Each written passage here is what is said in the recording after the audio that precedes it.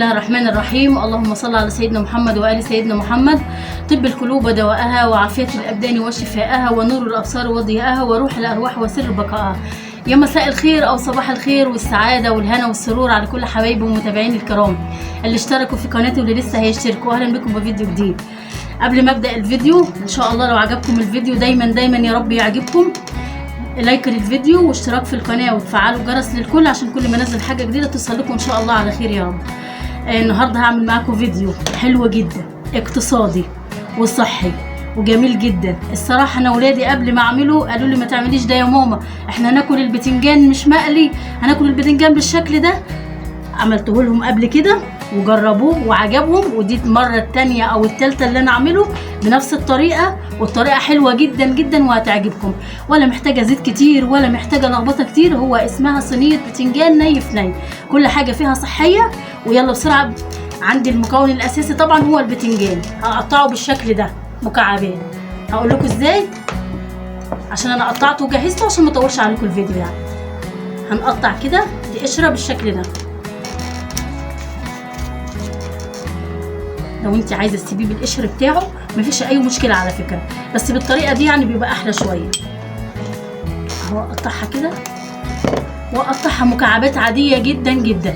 عايزه تقطعيها دواير احسن مفيش مشكله، مكعبات بالشكل ده كويسه جدا اهو، ولا اي مشكله. بس تكتري بقى كميه البتنجان اللي انت هتعمليها، عشان طبعا البتنجان بيبقى هايش كده، فبعد كده لو انت مش عامله كميه حلوه مش هيقطع معاكي حلو يعني.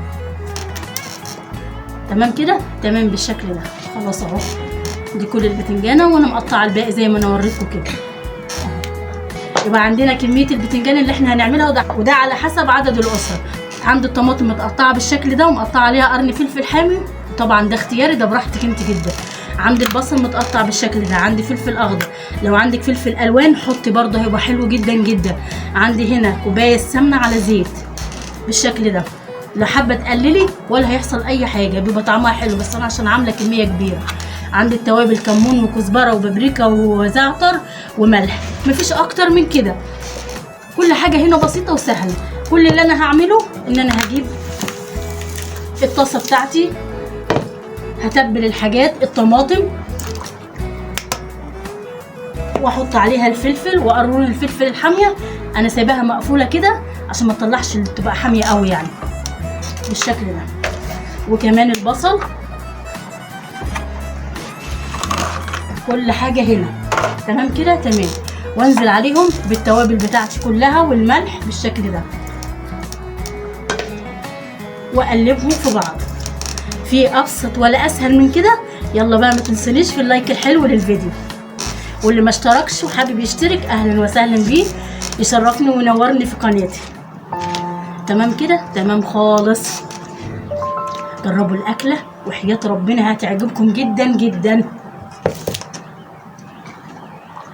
بالشكل ده. هجيب بقى البتنجان هنزل بيه هنا،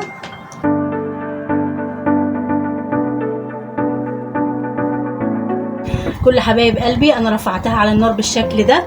قبل ما اغطيها هحط حبه من الزعتر بالشكل ده، هفركها على الوش، هتديني طعم يجنن، طعم حلو قوي. عملت معاكم البتنجان قبل كده الساده، مسقعه ساده، معاكم مسقعه باللحمه المفرومه، هسيب لكم اللينك تحت الفيديو.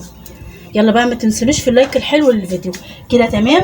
وهغطيها وهقول لكم ساعه ما اجي اقلبها هقلب وشها ازاي، يعني انا هتستوي بالشكل ده وبعدين اقول لكم هعمل فيها ايه.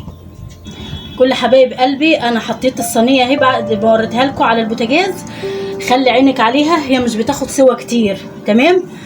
هي اخدت معايا غلوتين بالشكل ده من الناحيه هنا، وهقلب البتنجان الناحيه التانيه بس، وهتاخد غلوتين وخلاص. على كفايه على كده لان ما بتاخدش معايا سوا كتير.